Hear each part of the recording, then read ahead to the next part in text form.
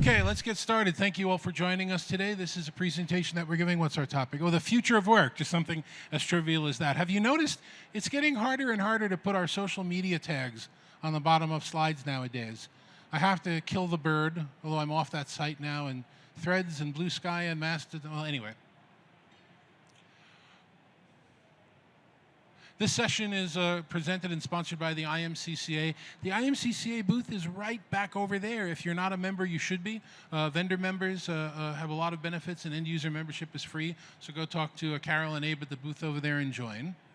Who am I? This is more information than even my kids want to know about me.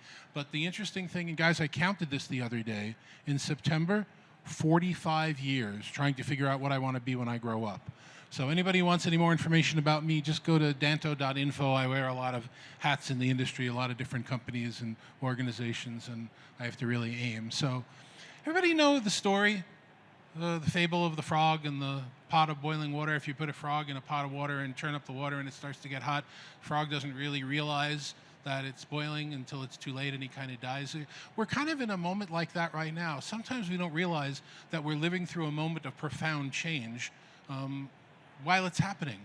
5 years from now, we're going to look back at what we went through and you're going to say, oh my God, I can't believe what's happening here and what went through it. Jumping too far ahead, sorry. Everybody knows the history of working remotely and working from home. It was bad. We know the stories about Yahoo and Google and some of the other companies, IBM, that were calling their people back because it was the scapegoated reason of what was going on. And then our horrific pandemic happened, and so many lives lost, so many lives changed. But we realized, all those people working from home, that kind of worked. It was nice. It was comfortable. So what we're living through right now is probably one of the worst episodes of turmoil that has ever happened in the world of work in America in terms of tug of war. We have people that are trying to continue to have autonomy and flexibility in what they work, and we have managers and supervisors and CEOs saying, no, you got to come back to the office. We want things back the way they were. We want to see everybody in their chair. And the noise floor on this is just not to be believed. There we go. These are all actual quotes of people. The last one is the one that floors me, where somebody was talking about remote work doesn't work, but it's okay for women. And this is stuff people said. So we're at a point right now where this noise floor and the divide is as big as it's ever been. This is not settled. This is not going to be settled for a long time. There's tons of empty real estate. There are people not meeting their tax abatement quotas, so offices that are empty are not having the right level of people in them. You've seen this in magazines. You've seen everything that's going on. This is going to take a very long time to settle. What's changed about offices is what we used to do, working at a desk, a lot of very expensive but a small number of meeting rooms. Densification. I remember when I was working for one of the financial services companies, we put 4 floors into 2 floors. So I was literally this close to my neighbor along a row of desks. None of that exists now. Now we're talking about collaborative work. We're talking about a larger number of equipped rooms that are very inexpensive to equip. So there's a whole different level of changes that the team will talk about. And the genie isn't going back into the bottle anytime soon. I'm going to skip what's on here because one of the things that we're going to be talking about, you want people to come to the office. It needs to be a different experience than at home. If I'm going to commute for an hour and a half and sit at a cube that's got less monitors than I have at home and less tech that I have at home and less familiarity that I have at home and look at 4 walls, that's not a reason for me to come into the office. I want to go to workplaces that inspire. I want to go do things that I can't do at home. I want to collaborate. I want to work in groups. So there are examples of companies that get this, that are putting these systems and groups together, very pretty offices, places that I'd want to go to. So here's the checklist for the future of work if you want to get it right. Create workplaces that inspire, less private offices, more quiet spaces where people can go into a corner and have a meeting, supporting meetings that break out of a conference room. Make sure the technology is part of the plan, not the AV people get a week to go in when it's over and slap technology in. It needs to be part of what we're doing, and utilize modern meeting equipment, beautiful equipment, things that work for the offices. So we're going to have a discussion about this. I'm going to ask each of my panelists to introduce themselves. They're not sitting in the right order, but whatever, you guys can figure it out. Jeff, why don't you start? Tell everybody who you are and what you do, and I'll join you guys on stage. Thanks, David. My name is Jeff Day. I'm the Chief Revenue Officer for Leon Speakers. We are a design-led company, manufacturer. We focus in sound, style, video, and art around every TV. Hello, everyone. My name is Sam Kennedy. I run the commercial product marketing team for Crestron. At Crestron, we are a AV, UC, and residential manufacturer. Yes, hello. Thank you for inviting me, David.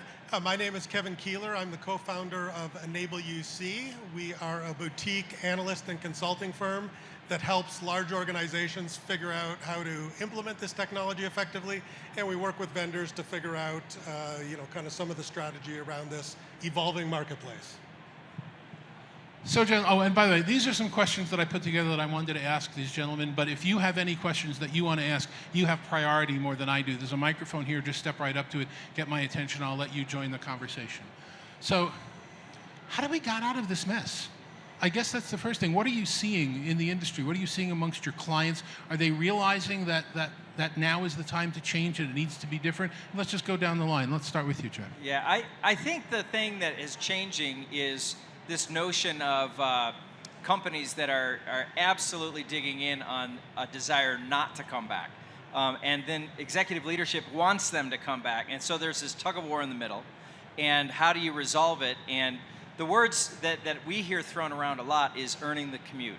It's this idea of creating a space that people want to be in, but it's just still, I find it odd that we're still fighting. And the pandemic has effectively been over for 2 years, and we still can't really decide, should you or shouldn't you be back? And I see that as an opportunity more than anything. Yeah, I would echo a lot of what you're saying, but I do think that the earning the commute is, I think it's stuck so well because it means it really hits to the heart of why am I going to the office? If I'm just going to go to the office just to sit and do exactly what I was doing at home, I don't need it. I do have that hour and a half commute, and it's each hour and a half each way, 3 hours where I'm not productive, just me personally. And so, but if I'm going to go to the office, I want to meet with my colleagues. I want to be able to get work done that I can't do when I'm at home. And so, I think that we're still finding that balance. I believe that there is a mixture of in the office and at home. I still think we're all kind of figuring it out. So I don't think we've settled yet as to what the future really ultimately is going to look like. Kevin, what are you saying? Well, and I think to build on that, there's earning the commute, but there's also this assumption that very pragmatically, I don't think we've solved, we're not sure it's true, which is that people are more productive in the office. I think there's a lot of leaders who may be older and, everybody always worked in the office, that worked before the pandemic. Let's just assume that that's going to work after. So even if you earn the commute, I think organizations still need to and are using analytics to say, wait a second, when we collaborate, it's supposed to be about producing more than we could individually.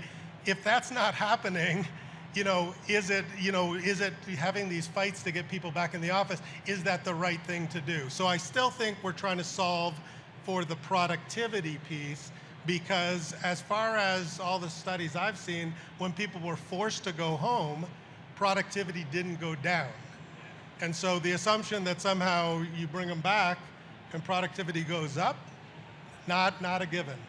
Yeah, I see two sides to that, and it kind of creates a challenging perception in my mind.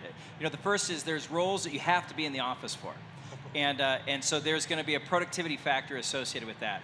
But a lot of times I hear the word, you'll be more productive, and I'm not sure we're measuring it the right way. Because I think a lot of times, for example, forced creativity is a really hard thing to put your finger on as to whether or not being there made that happen. And I challenge, the way that we consider productivity today, is it the right way to really capture that? Yeah, I think that's a great point. And what I think we're seeing is initially leaders said come back to the office to be more productive.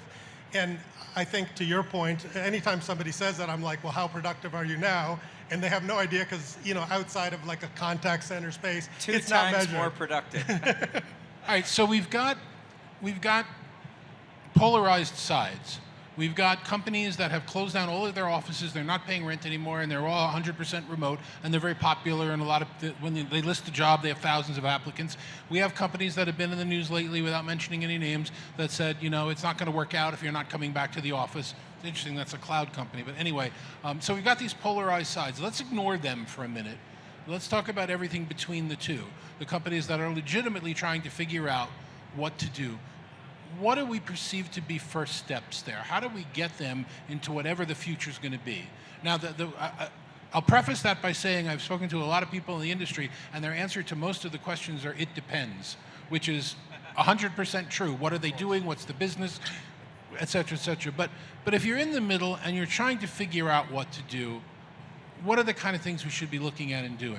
Do you want to take that first? Yeah, so I'll start. I mean, back to, reiterate on analytics. So the first thing is you need to be able to measure whatever you're going to try, right? Because otherwise you have no idea if you're moving in the right direction. And I think you need to involve the people, right? So it's like, I think there's a Seinfeld, Kramer episode where it's like, why don't you just tell me the movie you want to see? For people that are older, they may remember what I'm referring to. But it's like, why don't you just ask the people? But understand this, that organizations that are doing that, the employees' ideas of what they want is shifting as well. And the one thing that I heard somebody at one of these UC companies said to me, he said, when I go into the office, I set my out of office in Outlook to out of office, because I'm really reachable when I'm at home, and I go into the office and I'm less reachable because I'm socializing with everybody. So I think the thing is put in place analytics, talk to your people, and be flexible. Yeah, I think flexible. That's I think such a key word, right? Because as we're not necessarily settled on exactly what the future is going to look like. You want to enable your users, your employees, your students to have the most capabilities, the best solutions you possibly can. I think through COVID, it was a lot of just survival of get whatever technology I can. We're hearing a lot of customers now enabling spaces to have a great experience. So I think you want to have the best experience that you can afford within reason, and build in as much flexibility, because we just don't know what the next 2, 3, 4 years is going to look like. So enable your users to have the best experience possible, but build in as much flexibility to allow you to zig and zag as necessary. I think I love that on the technical front, like how it functions, how it works. I think culturally speaking, cultural accountability in an organization is a critical part of making it work. When we're mandating, that never works good culturally. But what I'm seeing is the rise of the digital workplace strategist. So many enterprise organizations actually appoint a digital workplace strategist, and they are supported by a council of representatives across the business. So what they talk about is the shared responsibility, ultimately, of new collaborative style. So as opposed to mandates, I think the fastest thing you can do to drive cultural adoption is to get cross-cultural acceptance of the need. And then once you're in the need, you can have the conversation. And I think appointing ultimately someone who's accountable, a workplace strategist, the biggest, the best, and the brightest out there in the industry, this is what they're doing. It's a new role. And by the way, it doesn't live in IT. So it has to liaise with IT. And that's very similar to what we think about in the AV world, where we might be technical, but also have to work with specifiers or designers or interiors. So you have to be much more navigable, when you think about both sides of this. And I realize here with you gentlemen and with everybody here at the whole show, I'm preaching to the choir when I bring this topic up. But when you looked at some of those pictures, or in your own mind, of these workplaces that inspire, of places that we go to, that we want to go to, the technology is not just slapped in. It's not a last-minute decision that IT made to deploy to machines on a Friday that you get on a Monday. It's not trying to squeeze a rack into a credenza that an architect spec'd before they even knew that there was going to be. We're seeing technology embedded in the design, plan, and function of the space. And that's not easy. That gets us a seat at the table earlier than has ever happened before. And are you starting to see that at some of the projects you guys are working on?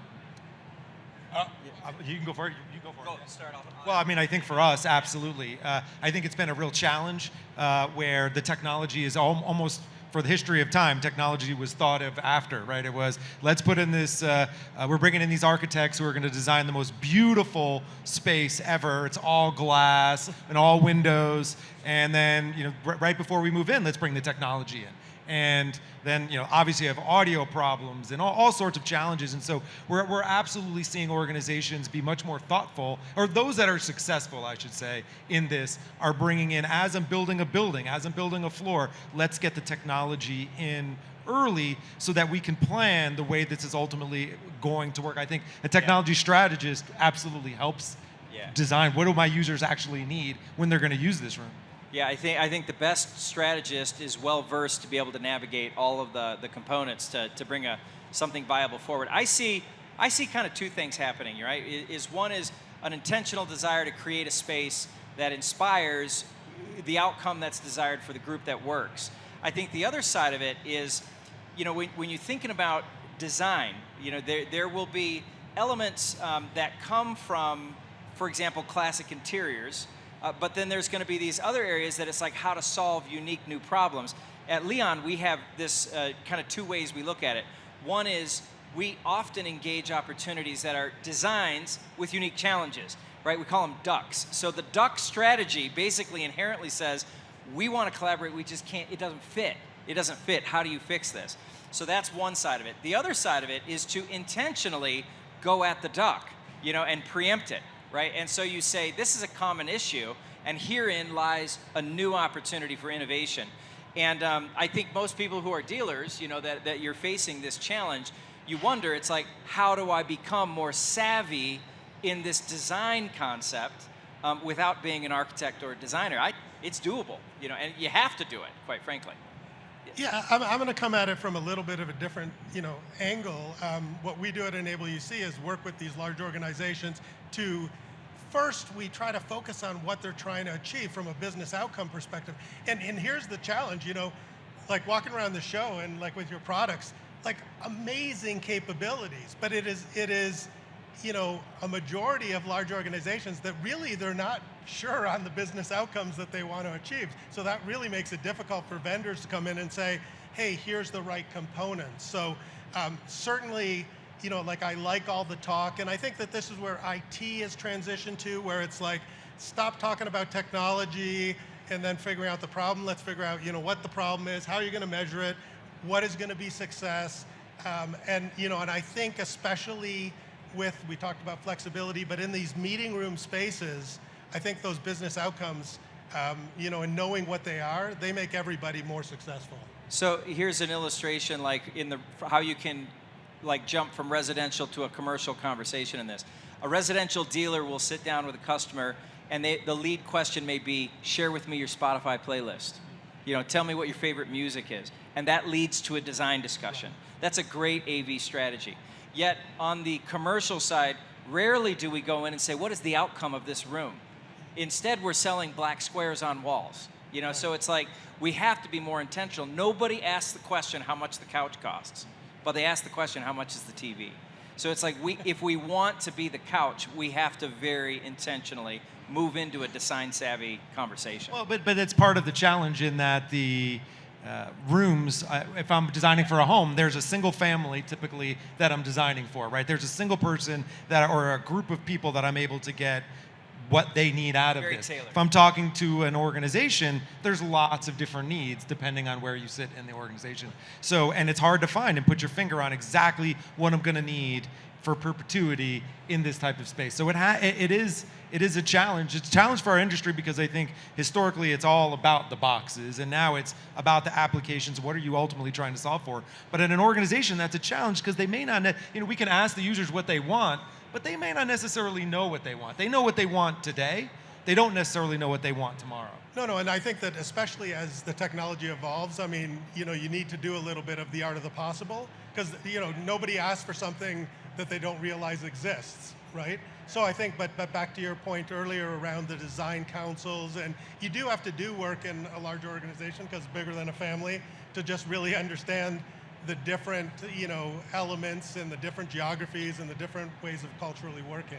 It is a challenge.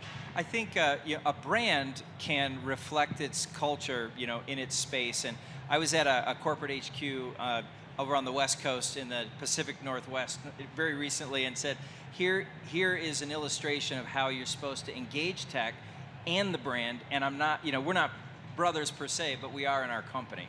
So there's ways I think that comes to life. Sorry. So David. it's fine. It's interesting that one of the things that I'd like each of you to explain, if you've experienced, because I think it's very valuable for everybody, is what concepts we've been dropping bombs on lately. I'll give you one example of what I'm talking about. We were always under the impression that when you have a new technology that you have to roll out a new platform, that you would do some pre-testing, and then you'd have a smaller group, and then phase 1 and phase 2. And over the period of 6 months, you will have rolled out this new technology. And we learned with the pandemic, when suddenly everybody needed to work at home, that if we throw everybody into the new application automatically, there isn't any less pain or more pain than there would have been with this 6-month rollout. So now we're introducing technology much quicker because we've all learned that it's not exactly the way we used to do it in the past. Have either of you or any of you had any examples of things that you said, really I've been holding on to this for the longest time. We're in a new world. It works in a different way now. I have a couple. One of the things I don't know if this is exactly your question, but I can't help but share. One of the things that's interesting kind of trend that we're seeing is the group that's in the office today is typically the executives. So historically, if I was going to have a small group that I'm going to start with, it would not be the leadership of an organization.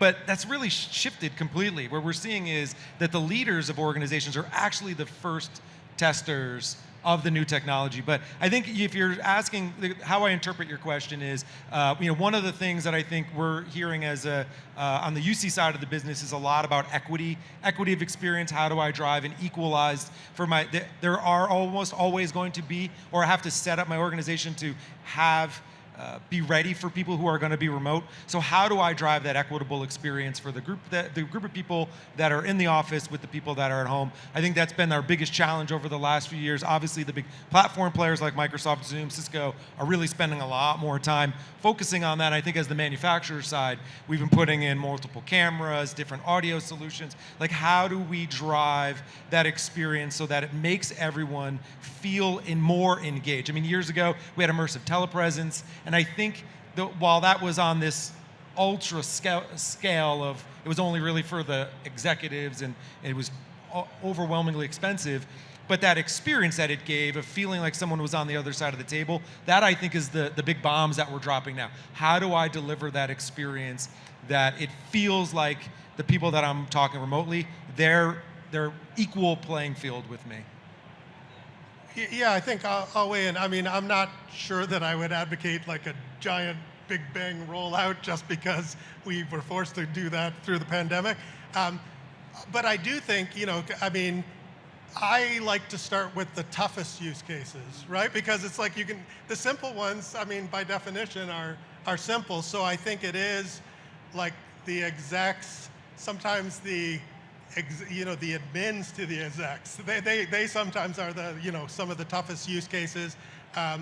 And start with that, because if you can get those champions, that's going to help with, drive that out, right? So that might, other people, start by piloting in IT or the technical people that know how to work it. That's the absolute worst place to start. I think, we are also much more technically savvy and willing to adopt new things that improve our productivity. So just like you wake up in the morning, your phone has been updated. Hopefully it's a good update, but generally speaking, it's a good update. New features, new UI. Oh my goodness, I unlocked this new thing. I think the same exists in collaboration. It's like one day, all my notes were taken for me, or yet another day, the automation of who should be in the meeting. Those kind of elements, I think we are far more willing to engage it, to crave being together. So the point being is, I love the meeting equity thing. I think it's right, and I think that it drives towards the craving of being physically together. So now we're coming together when we do our 2-3 days in the week, whatever it is, in the office. It's maximized because these other things, we've been willing to let them help us get there, right? All right, so last question for all three of you.